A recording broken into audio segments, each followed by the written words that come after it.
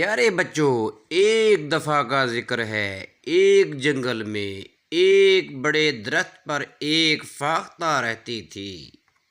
اس نے درخت پر ایک بہت ہی مضبوط اور خوبصورت گھر بنا رکھا تھا۔ فاختہ بہت رحم دل تھی، وہ اکثر مصیبت میں گھرے ہوئے پرندوں کی مدد کرتی تھی۔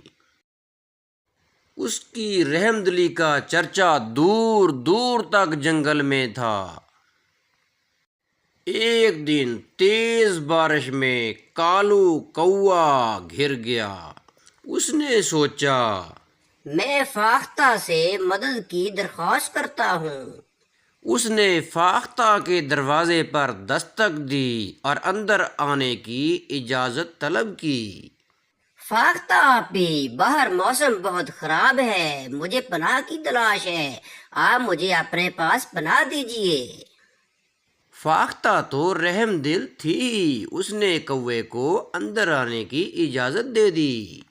کوے بھیا، تم آرام کرو، میں تمہارے لیے کھانے کا انتظام کرتی ہوں۔ پھر انہوں نے مل کر شام کا مزیدار کھانا کھایا۔ کالو بھیا، اب تم سامنے بیڈ پر آرام کرو، موسم بہت خراب ہے، آپ صبح اپنے گھر چلے جانا، میں اب اپنے کمرے میں آرام کروں گی۔ یہ کہہ کر فاختہ اپنے دوسرے کمرے میں چلی جاتی ہے۔ کالو کوے نے اپنی فطرت کے مطابق پورے کمرے کا جائزہ لیا۔ اسے سامنے فاختہ کے انڈے نظر آئے۔ مجھے یہ انڈے کھا لینے چاہیے۔ نہیں، یہ اچھی بات نہیں ہے۔ لیکن کالو کوے کی بری فطرت نے اسے مجبور کر دیا اور وہ فاختہ کے سارے انڈے کھا گیا۔ پھر وہ بیڈ پر جا کر آرام سے سو گیا۔ کالو کوا صبح ہونے سے پہلے پہلے فاختہ کو بتائے بغیر وہاں سے بھاگ گیا۔ اب مجھے جلدی جلدی اپنے گھر پہنچنا چاہیے۔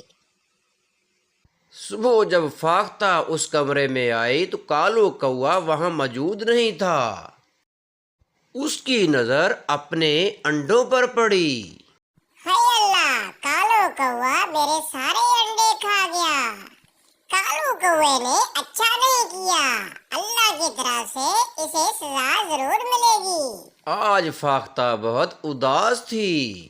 ادھر کالو کوا اڑتا ہوا اپنے گھر پہنچا تو بہت پریشان ہوا۔